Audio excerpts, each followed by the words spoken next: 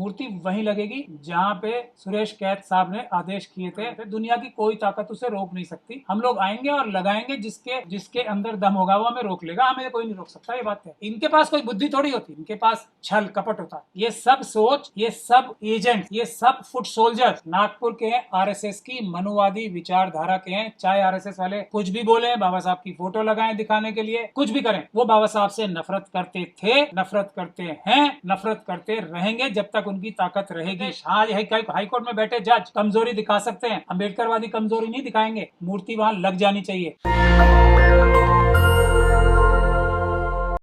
आप लोग किस तरह देखते हैं? आप भी सेम कॉन्स्टिट्यूशन की बात करते हैं। देखिए, इसमें मुझे कोई हैरानी नहीं है।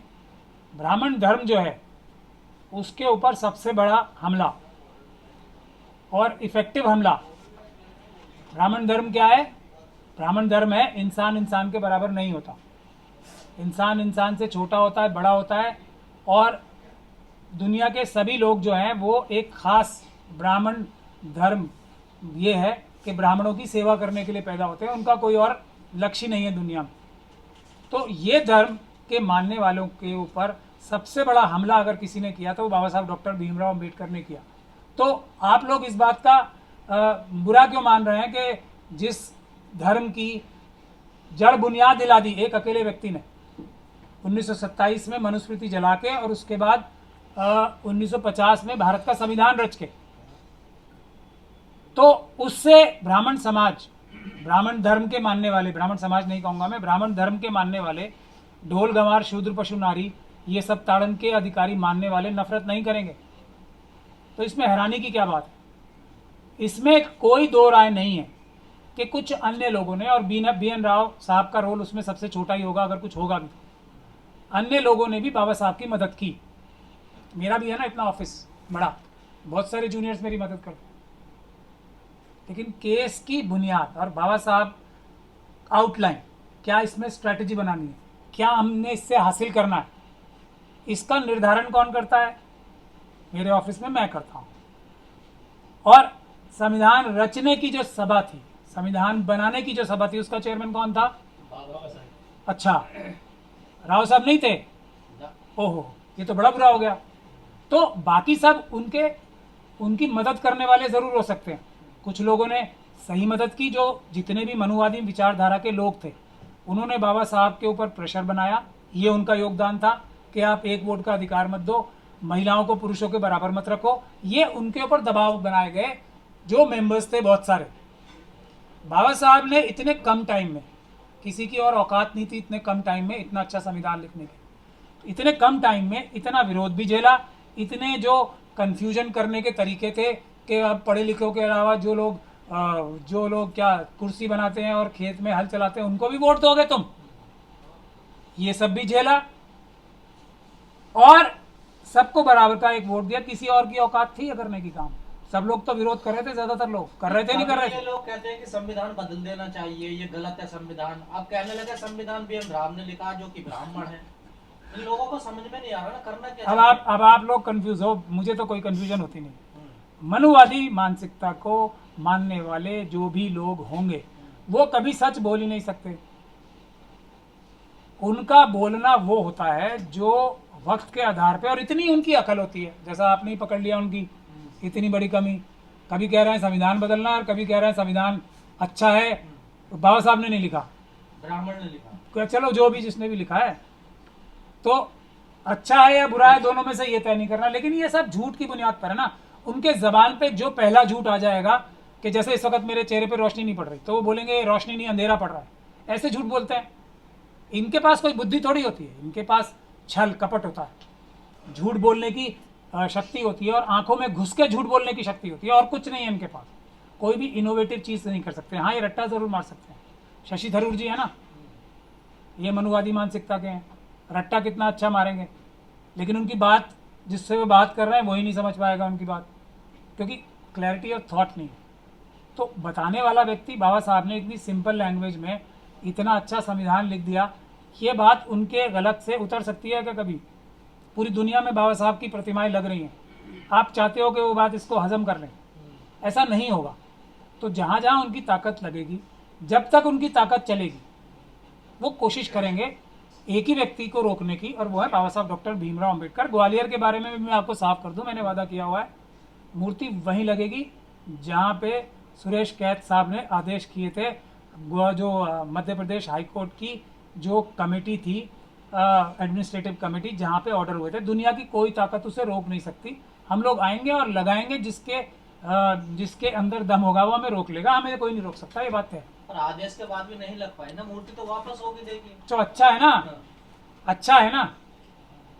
एक बार मनुवादियों ने फिर अपना कानून तोड़ने का स्टेप ले लिया, और हम कानून तोड़ने वालों को पकड़ के जेल में भिजवाने का काम एक बार फिर कर पाएंगे, तो मैं तो इसे आपदा में अवसर देख रहा हूं। इन सभी लोगों को हम जेल भी भिजवाएंगे, ये बात से निश्चिंत रहें, बिल्कुल निश्चिंत रहें।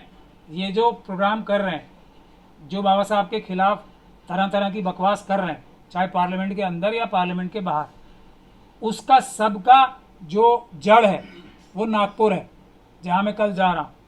ये सब सोच, ये सब एजेंट्स, ये सब फुट सोल्जर्स नागपुर के हैं, आरएसएस की मनुवादी विचारधारा के हैं। चाहे आरएसएस वाले कुछ भी बोले, बाबा साहब की फोटो लगाएं दिखाने के लिए, कुछ भी करें, वो बाबा साहब से नफरत करते थे, नफरत करते हैं, नफरत करते रहेंगे जब तक उनकी ताकत रहेगी।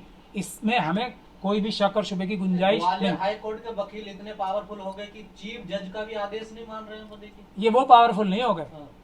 ये हमारे चीफ जस्टिस साहब की कमी थी। हम्म। बिल्कुल पावरफुल नहीं है वो, गलत फहमी में हो आप लोग, गलत बात कर रहे हो। रिटर्न में नहीं था क्या आदेश वो? रिटर्न में आदेश था, पूरा आदेश था। मूर्ति क्या वो अपने पैसे से खरीद के लाया था कोई? हाईकोर्ट में अपनी कमेटी से फंड पास हुआ था, जगह निर्धारित हुई थी, सबके लिखित में ऑर्डर्स हैं। तो मैं ये कहूंगा वो चीफ जस्टिस साहब और पूरे चीफ जस्टिस तो एक वन अमंग से इक्वल होते हैं। पूरे ग्वालियर हाईकोर्ट के सारे, ग्वालियर हाईकोर्ट नहीं, पूरे मध्य प्रदेश हाईकोर्ट की कमजोरी थी वो, एज ए इंस्टीट्यूशन कमजोरी थी, जो कमजोरी आज तक चली जा रही है। तो क्या उस कमजोरी को अंबेडकरवादी कम करेंगे, खत्म करेंगे, ये वादा हम कर चुके हैं। मध्य प्रदेश हाईकोर्ट में बैठे जज कमजोरी दिखा सकते हैं, अंबेडकरवादी कमजोरी नहीं दिखाएंगे। हम तो मौका दे रहे हैं हाईकोर्ट की, पूरे हाईकोर्ट को, अगर वहां पे कुछ ईमानदार जजेस बाकी हैं तो वो किसी आंदोलन के मोहताज नहीं है कि इसमें आंदोलन होना चाहिए। अपने आदेश को इंप्लीमेंट कराएं। अगर उनमें इतना सा भी रीढ़ की हड्डी और अपने संविधान के प्रति प्रेम, और संविधान के रचयिता, मैं फिर कह रहा हूं, संविधान एक कागज का टुकड़ा नहीं है, संविधान एक किताब नहीं है, उसकी जो मूलभूत भावना है उसके निर्माता हैं बाबा साहब डॉक्टर भीमराव अंबेडकर। उस निर्माता को इज्जत देने के अंदर अगर किसी के अंदर रीढ़ की हड्डी है तो कोई आंदोलन से पहले मूर्ति वहां लग जानी चाहिए। बाबा साहब का कंट्रीब्यूशन जो संविधान के बारे में है ना, वो ये है इक्वालिटी, इज्जत, आजादी, बंधुता, जो गौतम बुद्ध साहब का ओरिजिनल जो एक संदेश था, और जो हर एक धर्म के जो जितने भी मानने वाले ना, कुछ एक धर्मों को छोड़ के, जो उसका मूलभूत भावना है, इंसाफ, बराबरी, इज्जत और जो भाईचारा या बहनचारा, ये चार चीजें हैं जो बाबा साहब की वजह से हमारे संविधान में, सिर्फ और सिर्फ बाबा साहब की वजह से और उनके मुट्ठी भर साथियों की वजह से। चीफ जज थे सुरेश कैट जी जो रिटायर हो गए, उनसे क्या कमी हुई, क्या कमी रही? हो तो खुद अम्बेडकरवादी कहा जाता है, मिशनरी, मंदिर गिराने के आरोप है उनपे। नहीं तो वो अब आरोप तो कुछ भी लग सकते हैं ना, आरोप क्या तो कमी हुई उनसे? अगर उन्होंने आदेश भी पारित किया, मूर्ति फिर भी नहीं लगवा नहीं, पाए। कमी तो यही हुई वो अपने आदेश का इंप्लीमेंट नहीं करा पाए। एक संवैधानिक पद पे बैठे, उन्होंने तो ये भी कहा था कि मुझे बाबा साहब की वजह से मैं ये बन पाया हूँ, बोला था। कहा था रिटायरमेंट के टाइम में भी। हमारे छोड़ दीजिए, अब मुझसे फिर आप मेरा दिल दुखा के कोई और बात कहलवाएंगे। चीफ जस्टिस ऑफ इंडिया कौन है? BR गवाई। गवाई साहब के अंडर नहीं आता मध्य प्रदेश हाईकोर्ट का? तो आप कैद साहब को क्या बोल रहे हैं? क्या उनको इसका संज्ञान नहीं लेना चाहिए? उन्होंने जय भीम क्यों बोला था? जय भीम सिर्फ जबान से बोलने के लिए? जय भीम नहीं, बाबा साहब को मानना एक बात है, बाबा साहब की मानना एक बात है। तो बाबा साहब की भी माने ना। एक मैं कह रहा हूं, सब चीजें भूल जाइए। हम लोग अम्बेडकरवादी हैं, वो मनुवादी हैं, सब भूल जाए। क्या करेगा इसमें? हम- तो मैं आपको हाई कोर्ट का मामला ना, बहुत मैं हाई कोर्ट मैं सुप्रीम कोर्ट हाई कोर्ट से बड़ा होता है, ऐसा मुझे पता है, शायद गलत पता भी हो सकता है। और जो कोलिजियम सिस्टम है, वो मध्य प्रदेश हाई कोर्ट के जजेस नियुक्त करने की ताकत जो है सुप्रीम कोर्ट के कोलिजियम के पास होती है, और कोलिजियम के जो हेड हैं वो हमारे मुख्य न्यायाधीश साहब हैं। नहीं, प्रशासनिक मामला ना, या तो एडमिनिस्ट्रेटिव। बिल्कुल बिल्कुल प्रशासनिक सुपीरियोरिटी हासिल है वो तो सुप्रीम कोर्ट को। हाँ, वो तो मध्य प्रदेश हाई कोर्ट की कमेटी। मैं देखिए, मैं रास्ता बता रहा हूँ, मैं और ये रास्ता को मैं बता रहा हूँ, ये तो मैं मजबूरी में बता रहा हूँ। कोई भी व्यक्ति कोई इतनी सी भी कानून की समझ रखेगा तो वो यही रास्ता बताएगा। एक चीज होती है स्वतः संज्ञान, आपने सुनी है किसी ने? सुनो तो सुना है कभी किसी ने कुछ? कई सारे सुओ मोटो हो जाते हैं ना, हो जाते हैं ना कई कई जगहों पे। तो एक सुओ मोटो लें और ये कहें कि ये हाई कोर्ट का जो ऑर्डर है, एडमिनिस्ट्रेटिव साइड पे ऑर्डर, ये एक इस ऑर्डर को इम्प्लीमेंट क्यों नहीं किया गया? लेकिन सर ग्वालियर- किस मानसिकता की वजह से ये इम्प्लीमेंट नहीं हुआ? ये सवाल है, इसका सुओ मोटो कॉग्निजेंस नहीं लेना चाहिए। लोग कह रहे हैं कि लिखित में था ही नहीं ऑर्डर, वैसी बर्बली बोल दिया फोन पे, यहाँ लगा लो मूर्ति, ठीक है। ये भी तो कहा जा रहा है। किसने कहा है? ऐसी बातें भी आ रही हैं किसने कहा है? मनुवादियों के अलावा किसी ने कहा है? तो फिर ऑर्डर सामने आया क्यों नहीं? जैसा आपने कहा इम्प्लीमेंट नहीं हो वो पाया। कैट साहब से पूछो क्यों नहीं दे रहे वो ऑर्डर, या आप आरटीआई लगाओ, आपको ऑर्डर मिल जाएगा। तो सर जो ग्वालियर की बार एसोसिएशन है वकीलों की, वो जज पर भारी पड़ गई है क्या? ज्यादा ताकतवर है बार एसोसिएशन नहीं, मुट्ठी भर मनुवादी लोग, और उनके साथ है पूरी आरएसएस, उनके साथ है पूरी बीजेपी, उनके साथ है केंद्र सरकार पूरी, उनके साथ है पूरी मध्य प्रदेश सरकार। आप बताओ, आप कंपैरिजन करो। आप भी सर संविधान बचा रहे हैं, उधर पूरे फिल्म ने चलने दी, संविधान पर इस पर आंच आने लगे, उधर बयान में नहीं निकल रहे हैं जो ब्राह्मण लोग हैं। आखिर आप कर क्या रहे हैं? आपका तो सब कुछ चिंता सा लग रहा है। बिल्कुल लग रहा है, हम लोग संघर्ष कर रहे हैं, लेकिन सब संघर्षों से बड़ा संघर्ष जो है वो मैंने आपको अभी बताया है, ये मतपत्र वापस लाना है। हाँ। जैसे ही मतपत्र वापस आएंगे, अभी मायावती जी ने भी कहा है ना, अच्छे दिन आ जाएंगे बसपा के भी। जैसे ही मतपत्र वापस आएंगे, जो बहुजन समाज के लोग हैं उनकी सरकारें आने लगेंगी, संविधानवादियों की सरकारें आने लगेंगी, जनता के हाथ में ताकत वापस आ जाएगी जो छिन गई है। उसके बाद ये सारे काम हमारे आसान हो जाएंगे, बोध गया का भी काम आसान हो जाएगा, और जो ये थोड़े थोड़े हिकअप्स बोलते हैं ना, जो आ रहे हैं, बाबा साहब की मूर्ति के लिए भी आ रहा है अब, तो वो भी दूर हो जाएंगे। तो उसके लिए सबसे बड़ी बात फिर वही है, और उसका भी जो संघर्ष की जगह है वो बिहार ही होने वाली है। और मैं ये वादा कर ही चुका हूँ कि ग्वालियर में तो लगेगा ही, कितनी कोशिश कर लें, ये एक अम्बेडकरवादी का वादा है, ईमान वाले अम्बेडकरवादी का वादा है, उसी जगह लगेगी। दुनिया की कोई ताकत नहीं रोक सकती। कर लें थोड़े दिन, अपने मन की कर लें, फिर आएंगे हम लोग।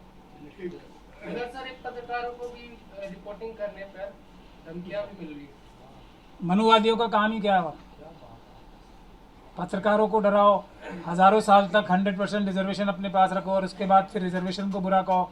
हर बात जो बोलते हैं मनुवादी वो झूठी होती है, वो सच कभी बोल ही नहीं सकते, इंसाफ की बात कभी कर ही नहीं सकते, उनका नेचर ही नहीं है सच बोलने का, ईमानदारी करने का। तो अब आप बार बार उनका जिक्र करते रहोगे तो जो भी बात मनुवादी कहते हैं वो सही नहीं होती है, वो झूठी होती है, वो बेईमानी भरी होती है, वो इंसाफ की बात कभी कर ही नहीं सकते। नेशनल दस्तक की आपसे गुजारिश है कि अगर इसको बचाना चाहते हैं तो नेशनल दस्तक को सब्सक्राइब करने के लिए रेड कलर के सब्सक्राइब बटन को दबाएं, फिर बेल आइकन की घंटी दबाएं। नेशनल दस्तक को बचाने के लिए बहुत जरूरी है कि हर खबर को शेयर करें, लाइक करें, कमेंट जरूर करें।